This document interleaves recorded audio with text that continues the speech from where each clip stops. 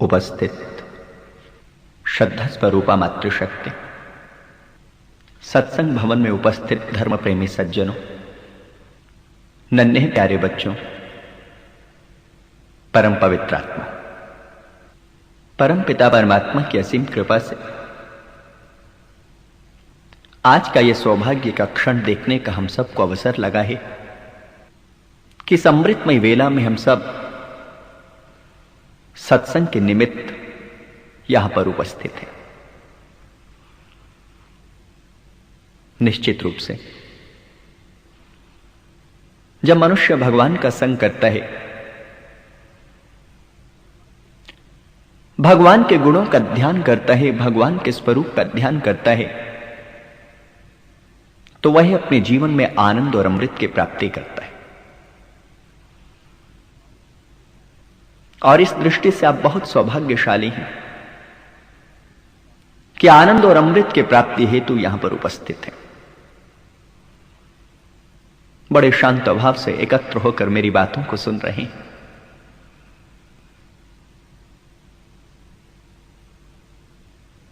थोड़ा सा चिंतन करते हैं, थोड़ा सा विचार करते हैं।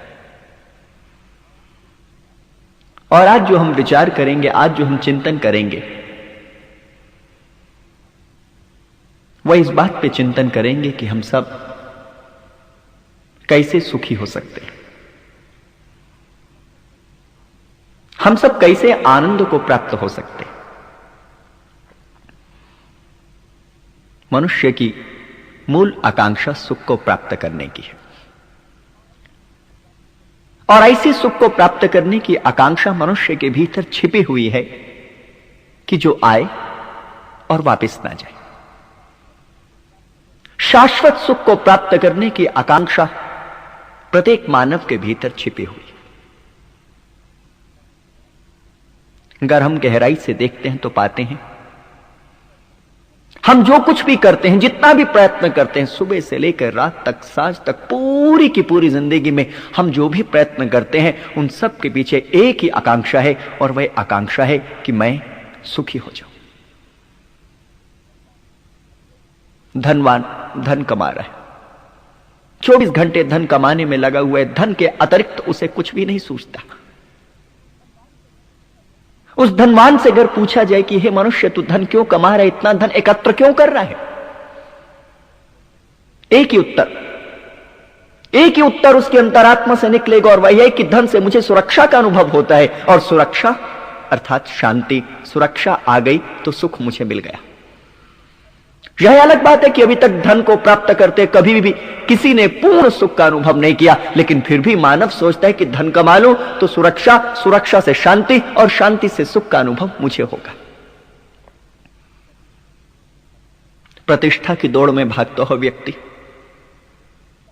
उससे पूछे काहे को इतनी प्रतिष्ठा की दौड़ में तू संलग्न है, ना दिन देखता है, ना रात देखता है, ना परिवार की सुध लेता है, बस प्रतिष्ठा, प्रतिष्ठा और प्रतिष्ठा के चक्कर में तू फंसा जा रहा है, घूमे जा रहा है। आखिर उसके पीछे कारण क्या है? तो वह प्रतिष्ठा को पाने वाला व्यक्ति भी यही कहता है, कारण यह है कि जिस दिन मुझे प्रतिष्ठा मिल गई और मैं समाज में प्रतिष्ठित हो गया, उस दिन सुख से बैठ सकूंगा, शांति से बैठ सकूंगा, आनंद से बैठ सकूंगा। यानी प्रतिष्ठा की दौड़ में भी जो व्यक्ति भाग रहा है, उसके पीछे भी मूल आकांक्षा सुख की है। सारा का सारा प्रयास सुख का है, लेकिन दुख इस बात का है कि सुख जिस यात्रा में है, सुख जिस दिशा में है, उसकी ओर चलने का प्रयास मनुष्य नहीं कर रहा। चाहता सुख है और इस आकांक्षा में जरा भी गलती नहीं, रत्ती भर भी गलती नहीं, लेकिन जिस तरफ प्रयास कर रहा है, प्रयास बिल्कुल विपरीत है। जैसे कोई व्यक्ति चाहे कि मैं सुवासित हो जाऊं, मैं सुगंधित हो जाऊं, मेरे पूरे शरीर में, मेरे अंतरात्मा में सुगंध ही सुगंध हो जाए, तो उसके लिए अनिवार्य है कि वह वाटिका में जाए, वह उस स्थान पे जाए जहां पे उद्यान हो, वह उस स्थान पे जाए जहां पे फूलों की सुवास उठती हो, मादक वातावरण हो, वहां पे अगर वह जाएगा तो निश्चित रूप से पुलकित हो जाएगा, सुगंधित हो जाएगा, सुवासित हो जाएगा।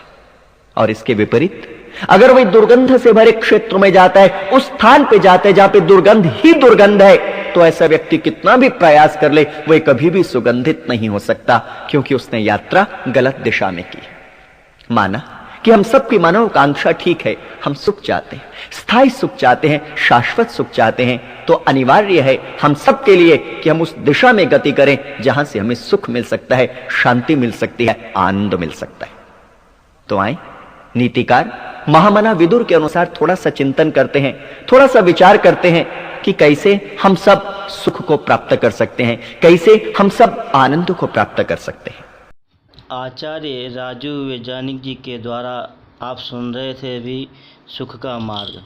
सुख का मार्ग का अगला भाग आप अगले वीडियो में सुने। धन्यवाद।